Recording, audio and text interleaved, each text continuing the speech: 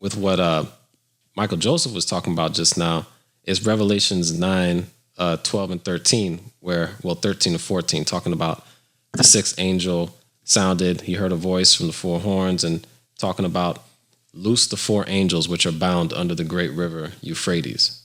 And the four angels were loosed and were prepared for an hour and a day, and the number of the army and the horsemen. And then these angels are meant to wreak a lot of havoc. The truth remains, this is biblical prophecy, and the part that can't be disputed is the river drying up.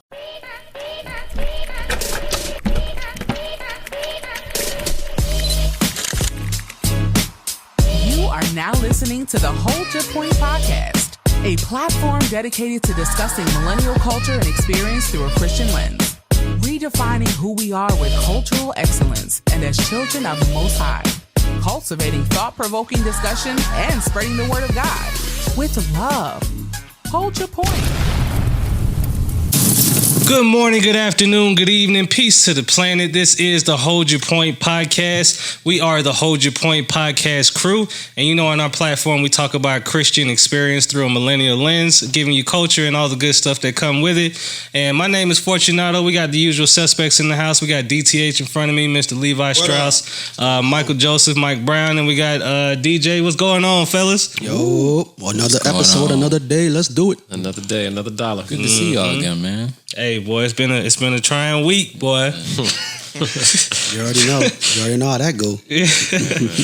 Hey, man, but we're gonna jump straight into a tantalizing episode this week. We want to talk about a little bit of what's going on with some of what we're seeing with the Euphrates River, and not just the Euphrates River, but I think there's also been some news on the Mississippi River also kind of like drying up as well. So we want to just talk about it a little bit to see if there's like any importance to it, if this is like another sign of the times, like how we should be reacting to it, and kind of just dissect it a little bit. So I just wanted to ask y'all first, man, are y'all familiar with like what's happening with the Euphrates River right now?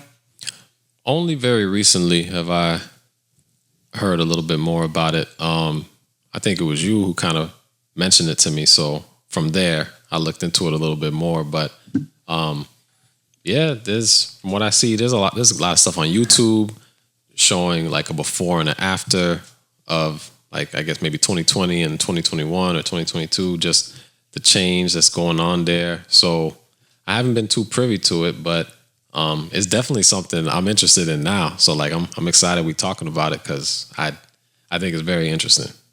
Yeah, no, definitely from my perspective. I mean, I know in Revelations, I know it has like talked about it vaguely and stuff like that, and I've only vaguely been familiar with like the prophecy and what it entails and all that goes into it. But I know just recently, looking at what's going on with it, it's another I guess sign you could say that people are taking that, things are changing, or things are going to be different, or something big is possibly coming. You know what I'm probably talking about.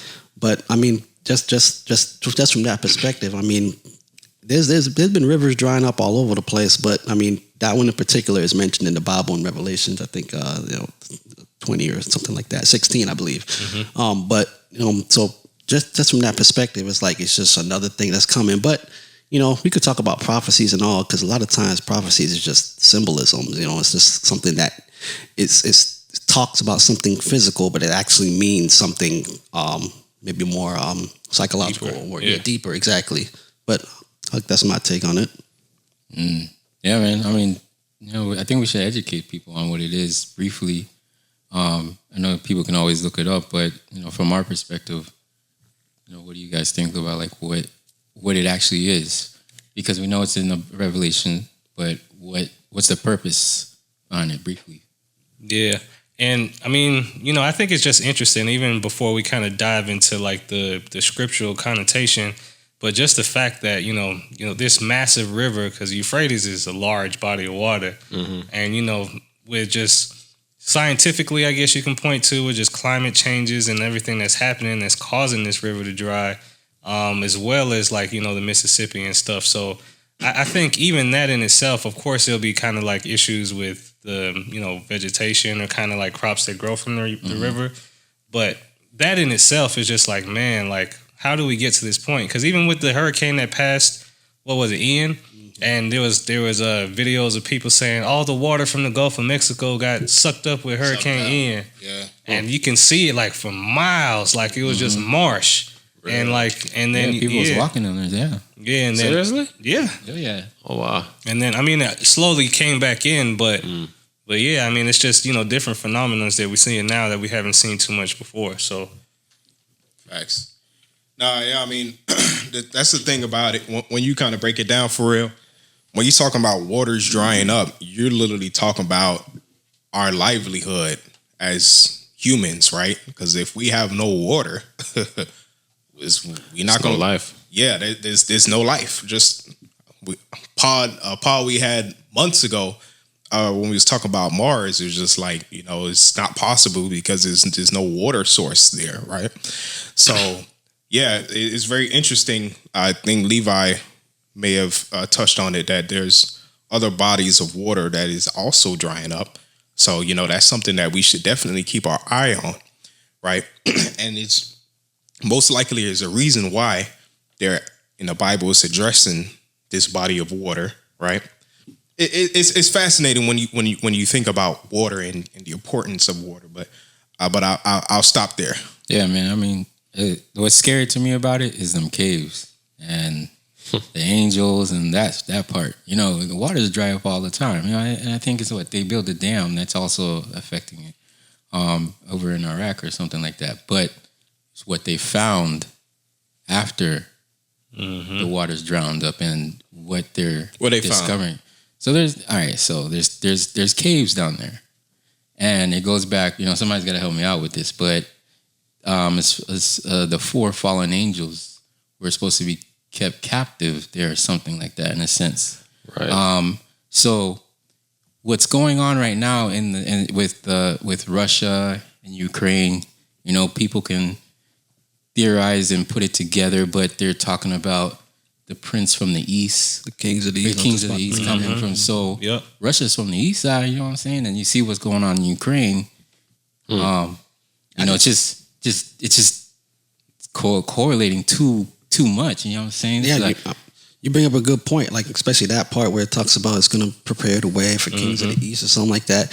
And you think about a lot of the stuff, a lot of the, I want to say, drama that goes on in world politics is based in the Middle East. It's based in what's going on over there. Like everybody's always looking over there. Exactly. Yeah. A lot of the conflicts, a lot of the the disputes, a lot of those stuff are happening over there, and we see that the Bible talks about it in that way, and that part of the world is going to be pretty hot when the time of the Lord is near. You know what I'm saying? So we see those things. Although we talk about this today, it's like, does everybody think the coming of the Lord is in their time and all that? Because the Middle East has been a mess for quite some time. You know, but yeah, I think it's very significant because, like you said, this is a region of the world where a lot of stuff is going on. Right? Not to say it's not happening other places, but that's always been a central focus of the Bible and what's happening there. And biblical prophecy talks a lot about Israel and things that happen around that nation. So, and I just wanted to talk about a little bit of significance of Euphrates, right? Like, this is, biblically speaking, one of the oldest rivers in the world, right? Like, this is one of the first to be mentioned. So, like in Genesis 2, it talks about the 4 major rivers coming out of Eden. The first being Pison, second is Gihon, and then Hiddekel, and then Euphrates. So, and with what Michael Joseph was talking about just now is Revelations 9, 12 and 13, 13 to 14, talking about the 6th angel sounded. He heard a voice from the 4 horns and talking about loose the 4 angels which are bound under the great river Euphrates. And the 4 angels were loosed and were prepared for an hour and a day, and the number of the army and the horsemen. And then these angels are meant to wreak a lot of havoc. And so I think what he's saying with the caves that are being found underneath the river, I saw like a video where someone claims to have recorded the voices I heard that. of what they believe to be the demons that Revelation 9 is talking about. So, of course, you have to take these things with a grain It of was salt. a Jurassic Park clip. It definitely could have been, because I mean, those sounds could have been made any kind of way. But the truth remains, this is biblical prophecy, and the part that can't be disputed is the river drying up. And so that's why I think it is different from other natural disasters or other rivers drying up, because this is that great river Euphrates that was prophesied so long ago. Now, the good thing I think, like what this is though, like, because I don't think it's the actual event in Revelations depicting the river drying up just yet. Because if we look at it, like there's several things that happened before that. Like one of the things that happened right before that were a third of the earth, or the third of the people on the earth would die. And, I was trying to calculate my numbers, like how many people died in the pandemic versus, and that's not a third. So it's like, definitely not. Yeah. So, I think like even, because God is awesome, man. He always gives us like a way, not really a way out, but like an opportunity to get right before the time comes. Mm-hmm. And, even with this that we're seeing now, I think it's like, double fulfillment, but it's also like a sign to say, get right, because it's drying up a little bit now, but when this angel gets loose, like it's going to be dry completely. So like this is your prelude to what's going to possibly happen. Absolutely. And to go back to like, all right, so there's different things that are happening along the way. Like the Bible says, it's there'll be wars and there will be rumors of wars. There'll be a plague. I think COVID is some type of plague, like in my opinion. It was manufactured in a lab, but at the same time, it killed a mass amount of people. Mike gonna get us muted on YouTube.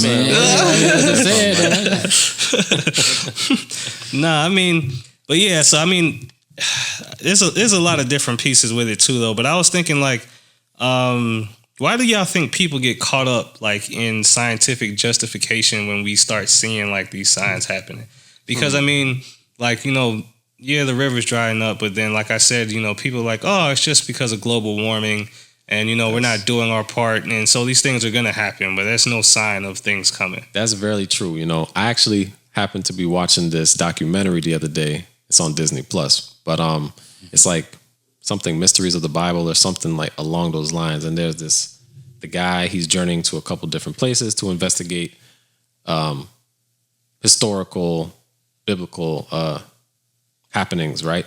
And one of them was the Moses at the Red Sea and the children of Israel at the Red Sea and how it parted. And so he's looking to see if he can find evidence that, why is it possible from a scientific perspective that waters could part, and like where did it happen and things like that. I mean, I was just interested just to see him, like, because I'm like, I believe it happened, and I'm interested to see what his analysis reveals. And they agree, but they do kind of change a little bit. They're like, well, it probably wasn't as big as, because there was a part of something they say it's the Red Sea, but then they said there's a mistranslation where it's Reed Sea.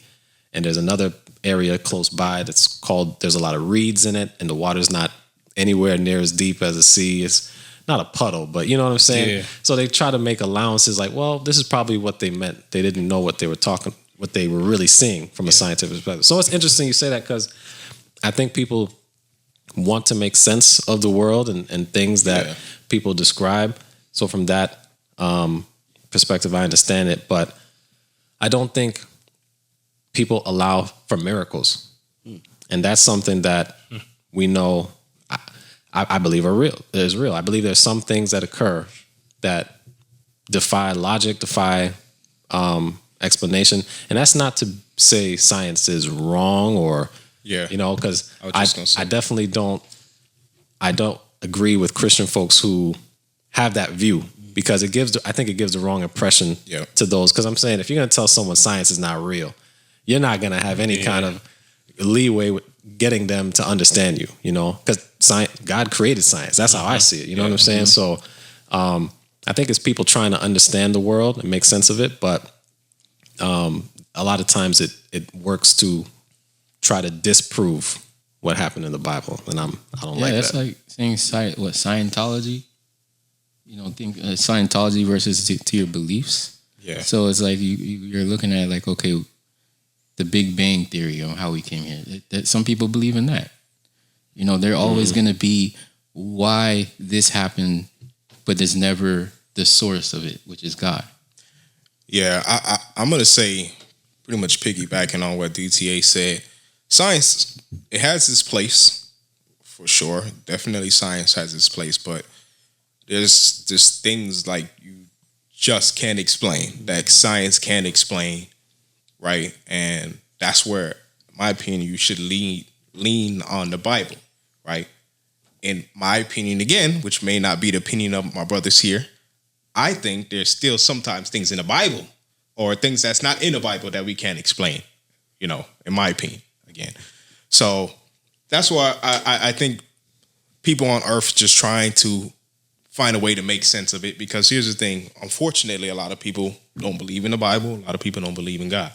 So they have to put their belief somewhere, right? They have to have some sort of, I guess, normalcy to this thing called life, right? How can we explain this, right? So then that's when lean on to the Big Bang Theory, like Mike said, or whatever their scientific belief is. Yeah, no, I actually want to definitely chime in there, because I feel like when it comes to science and God, just to get into it a little bit, it's more like, I feel like more science explains a lot of God's principles, and if it doesn't, it's just something that's not been revealed to us. So I definitely believe that there's things that has just not been revealed to us, and we just won't understand. Like, that's just how it's going to be.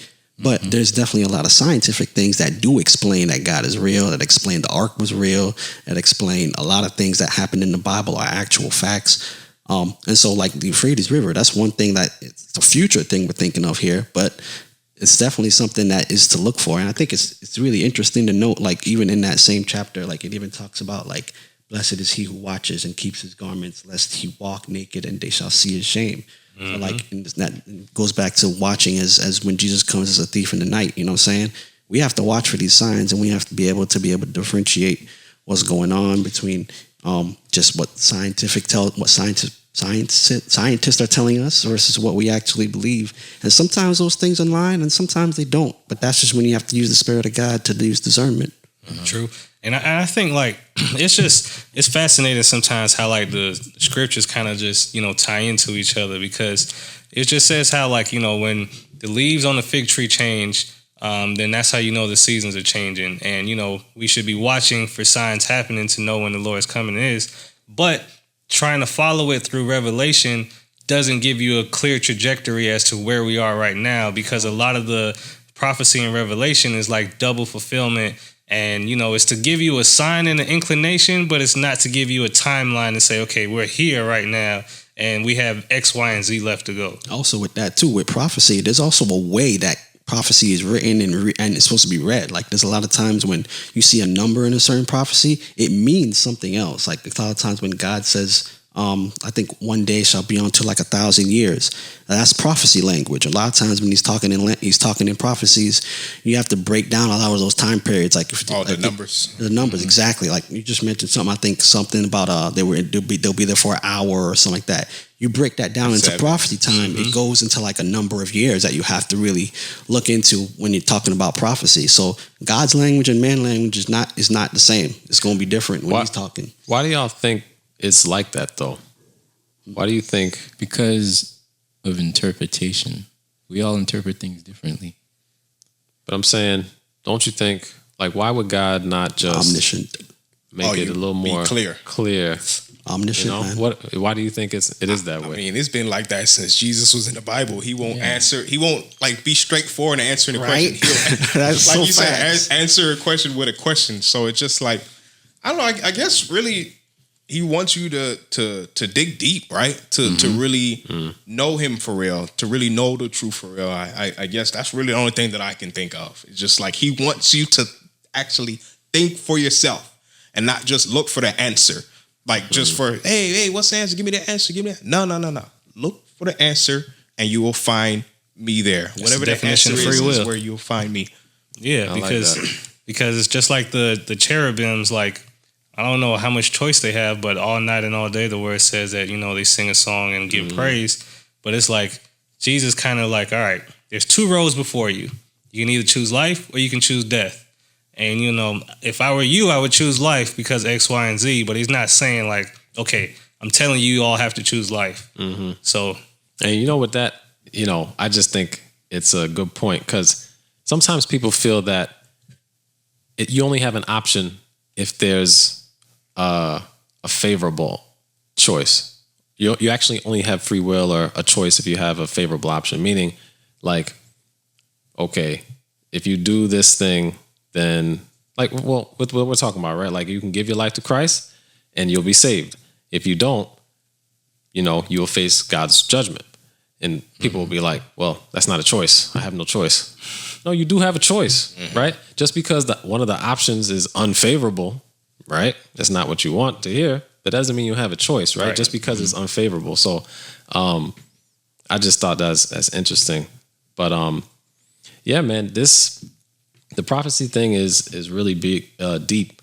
And I think that for me, I'm interested a lot in how people always think that for years, they think that Christ is coming back in their time. And it's like, okay, but if the Euphrates River is only kind of drying up now, like it's only kind of making steam now that, oh, people are aware of this. But this is prophesied that it's going to happen before the end of the age. Then what were what were the signs that they were looking to before to make you think that Christ was coming back in their time? And that's why I kind of feel like, yes, he doesn't give us a definite time of when he's coming back. But for me, I feel like, well, if certain things like that had not occurred, then you know, not that you should live your life as if you know, because you don't know. But I'm just like, that's the danger. There's kind of a roadmap a little bit of, well, this domino has to fall and then this one.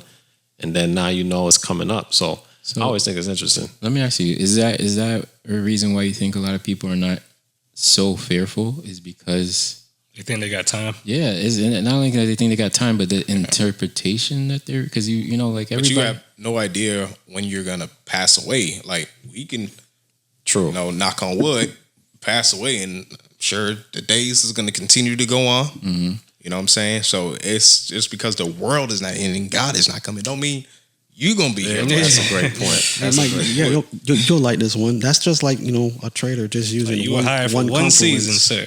It's using one confluence to go after a whole basis. Like they're just taking one thing and simply looking for that one thing and using their whole strategy off that thing. Like it wouldn't work because stocks and stuff. I just want to talk his language real quick. I get it. Yeah, this is what I'm saying. Just to answer DTA's questions, like you know, a lot of people, because you know, this is I can't even say it, the river's drying up. You know what I'm saying? This is the river that's in the Bible. It's not the Mississippi. It's not the, you know what I'm saying, any other river. It's the river that is in Revelations.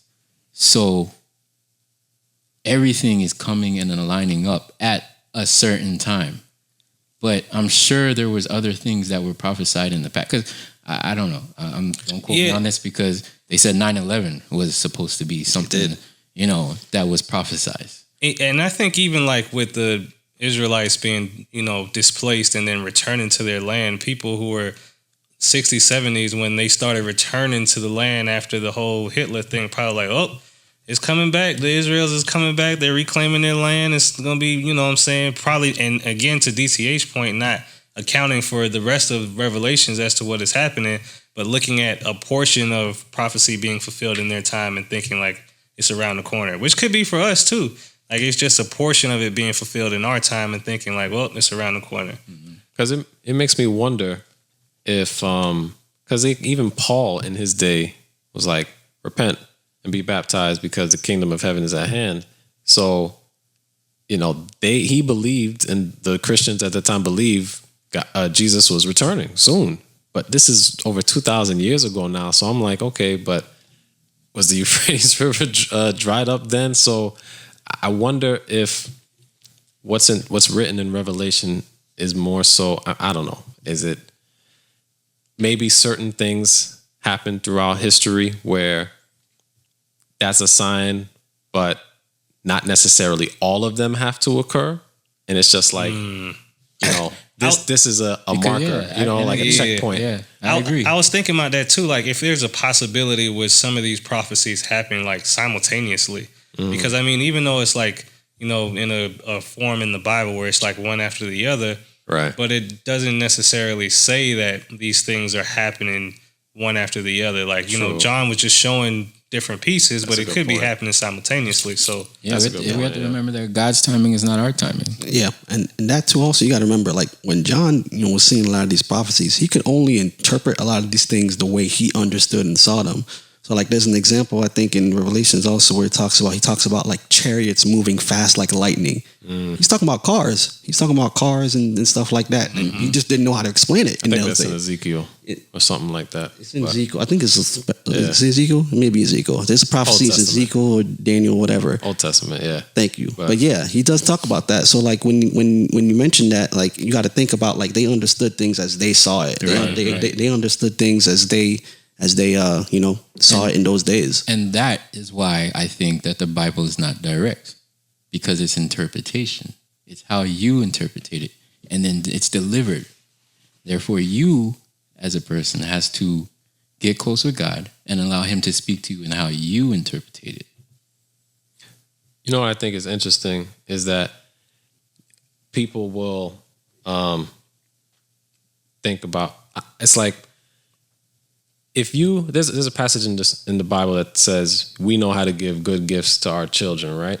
Like if your kid asks you for a piece of bread, are you going to give him a stone? Or if he asks for a fish, are you going to give him a serpent?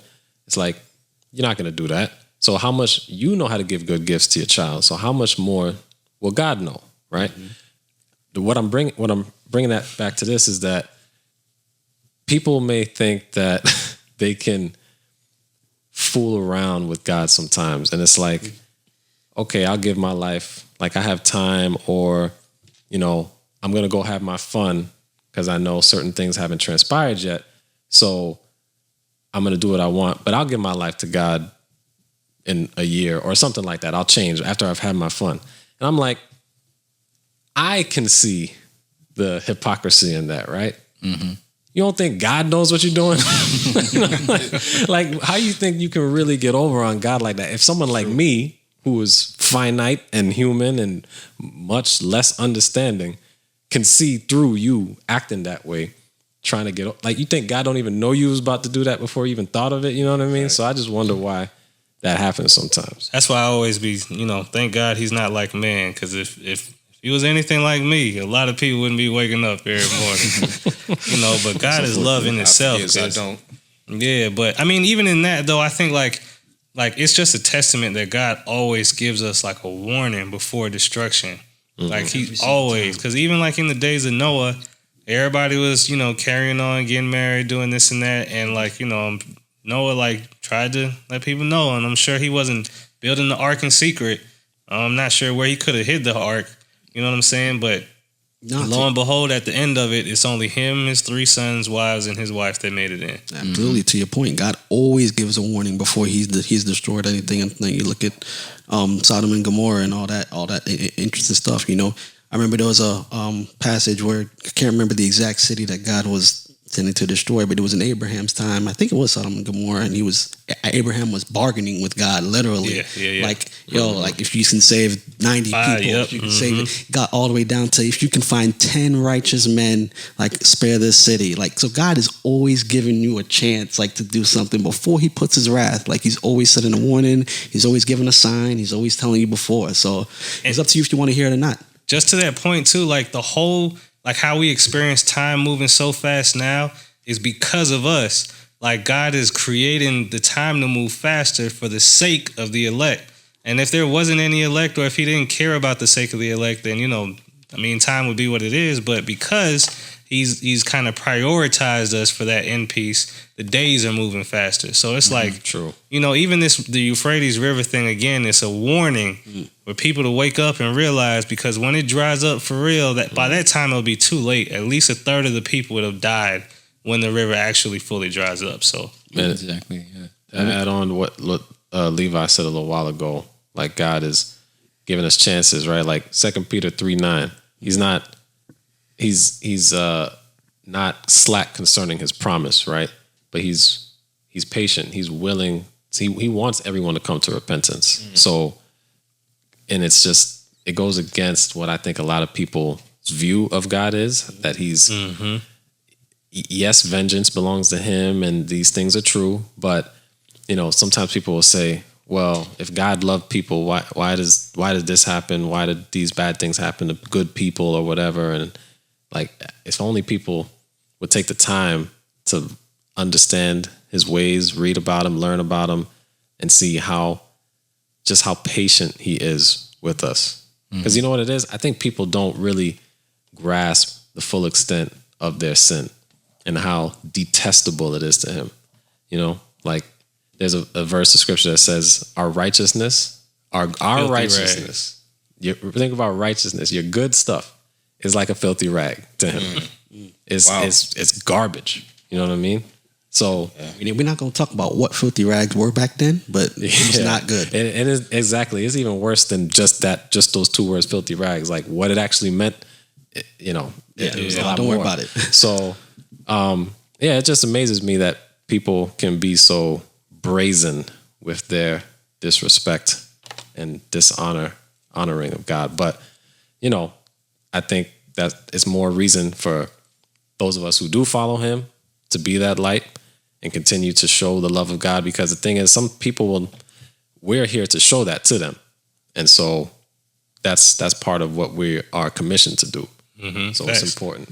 Yeah, and I think too, like as we start getting ready to wrap it up too, it's almost like, if you have kids, like regardless of how your kids act, if you love them for real, you don't want to give up on your children. Like you're gonna exhaust everything that you can to turn them around, get them all kind of help you can, do whatever it is that you can to make sure that your kids are okay and living some kind of quality of life. So like imagine the creator, imagine the love itself, you know what I'm saying, right, which is God, and like him, like the I don't know, I guess the feelings that he probably feels like, man, I really want y'all to get it together, because if y'all knew what was around the corner, and it's like, he's trying to talk to his children who are still out there doing whatever they want to do and not listening, and it's like at some point it's going to be hard to kind of split away from a child who's not doing right.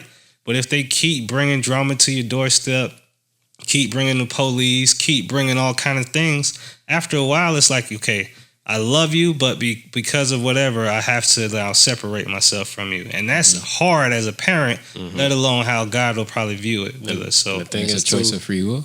That's exactly it. That's the decision they make. God's not doing nothing to you. He loves you enough to let you choose your path. Yeah, it's the choice of free will. Well, we touching on that again. It's a big topic, but yeah. I mean, okay, I'm gonna hold it. Hold it. Free will. I'm gonna hold that.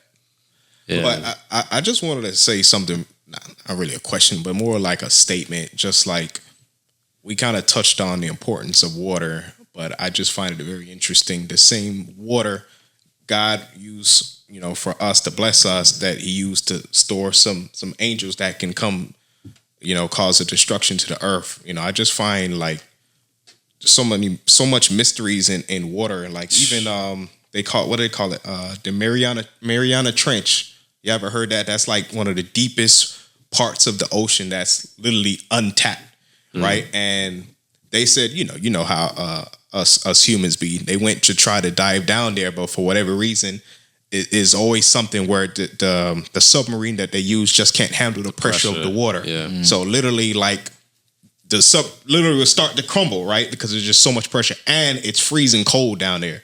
So I just, man, there's just so much wonders of the water. And the thing is, like, we can't go down to the deepest depths of the water, but we can climb Mount Everest and the toppest parts mountains, but we just can't go down there. So I think it's pretty interesting, like, when you think of the mysteries of water. Mm-hmm. Right? Yeah, man. Absolutely.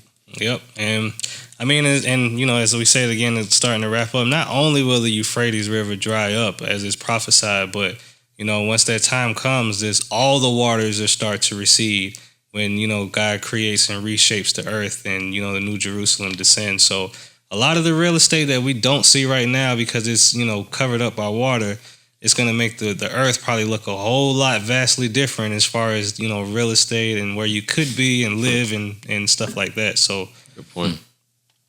All right, man. So I think that's about it. We're going to go ahead and start wrapping it up. This has been another tantalizing hour with the Hold Your Point podcast. Make sure you like and subscribe wherever you find us at, YouTube, Spotify, all that good stuff. And, until next time, man, please pay attention. Stay sharp, stay vigilant, because the enemy is a roaring lion seeking who he can devour. Do your research. Until next time, man, we out.